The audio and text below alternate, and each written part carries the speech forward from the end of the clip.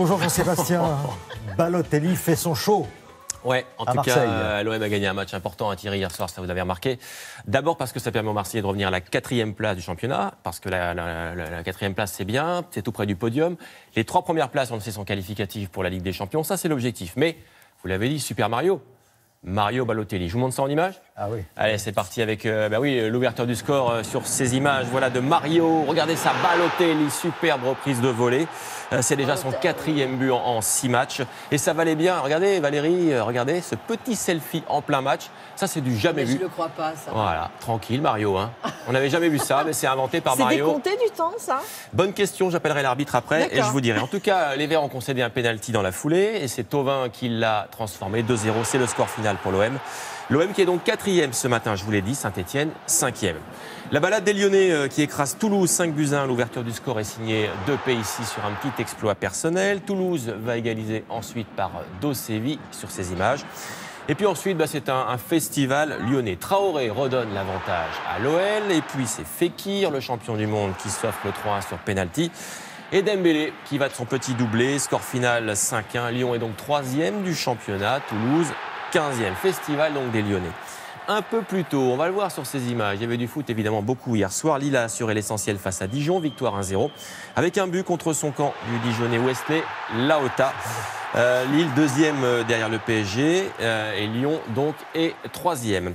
Et puis même score pour Nice, vainqueur 1-0 de Strasbourg, but signé Youssef Attal. Et pour être complet, donc je vous dis que Nice est 7e du championnat, Strasbourg 9e. Je crois qu'on a été totalement complet sur la Ligue 1 là. Bon, côté Toulouse, mais alors cette fois-ci, on va parler rugby. Comment ça s'est passé ? Stade français, Stade toulousain, c'était la belle affiche de la soirée. On va rappeler quand même que c'était la 18e journée du top 14. Le Stade toulousain est le leader du championnat et ça s'est vu. Ah ouais, ça s'est vu sur le terrain puisqu'ils ont écrasé le Stade français hier soir. Là aussi, les images avec 2 essais du côté du Stade toulousain. 4 essais même dans ce match. On voit ici celui de Galland, côté droit, qui file vers la ligne de but. Ou encore celui-ci signé face à l'aile en force. Le Stade français donc qui est complètement débordé dans ce match, qui s'incline finalement sur son terrain 28-9. Toulouse reste leader du championnat. Le Stade français est 8e.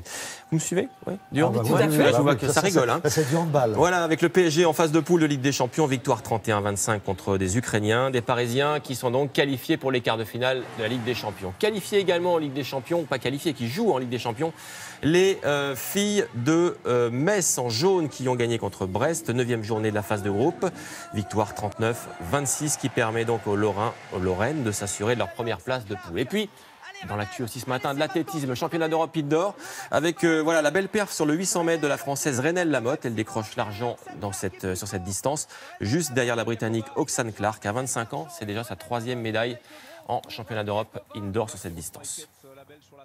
Bravo. Voilà pour l'athlète. Bravo. Elle. Et si on terminait avec un sport assez spectaculaire, c'est le half-pipe. Oui, c'est le half-pipe, comme vous dites. C'est une discipline qu'on a vue au JO, hein, vous en souvenez, à Pyeongchang. Alors c'est pour les hommes, c'est pour les femmes. En 2 mots, je sais quoi le half-pipe, c'est on skie ou on surfe sur un demi-tube de glace. C'est très spectaculaire, c'est des figures très sympas. Regardez ça en image. C'est parti pour le half-pipe. Le voici donc avec ces images de Vail dans le Colorado. Alors c'est quoi ? C'est une manche du circuit pro américain avec les 100 meilleures mondiales, c'était des femmes. Ils n'ont pas peur, les... Et regardez, elle est belle cette image, parce qu'en fait, elle est filmée de l'intérieur, c'est ça qui est rare. Et à l'image, on a donc une américaine, Mehdi Maestro. Vous voyez ça, c'est quand même très sympa, elle, franchement. Donc c'est elle qui a remporté l'épreuve, elle le mérite. Et j'adore cette image qu'on n'a jamais vue comme ça, avec à l'intérieur. Dernière image, là, je vous emmène en Angleterre, à Dorking, avec cette course que seuls les Anglais, Thierry et Valérie, pouvaient imaginer. C'est une course où il faut porter, figurez-vous, sa femme ou sa petite amie sur des centaines de mètres. On rigole, mais c'est très sérieux là-bas. Ils prennent ça très au sérieux. Alors, il y a des obstacles, vous voyez, pour décompliquer un peu le truc. Alors, je vous laisse juger de la pertinence de cette course. Je ne dirai rien, évidemment. En tout cas, lui, il en a profité. Regardez, à la fin, qu'est-ce qu'il a fait ? Il a demandé sa compagne en mariage. Et a priori, elle va dire, elle a dit oui, je crois. Hein, voilà. Tu as vu comment elle a été secouée. Faut vraiment qu'elle soit amoureuse. La tête en bas. Voilà, mais c'est très british comme course. Est-ce que des fois, ils en laissent tomber parce qu'on les voit avec des casques Je me souviens que l'année dernière, on avait vu une image, il y en a qui tombent. On peut pas tout vous montrer. On va laisser ça aux Anglais. Bon, Celui qui tout veut à l'heure, on a débarrasser vu de sa femme, il la les laisse 100 meilleurs mondiaux en half-pipe. Merci beaucoup à tous les deux, en tout cas.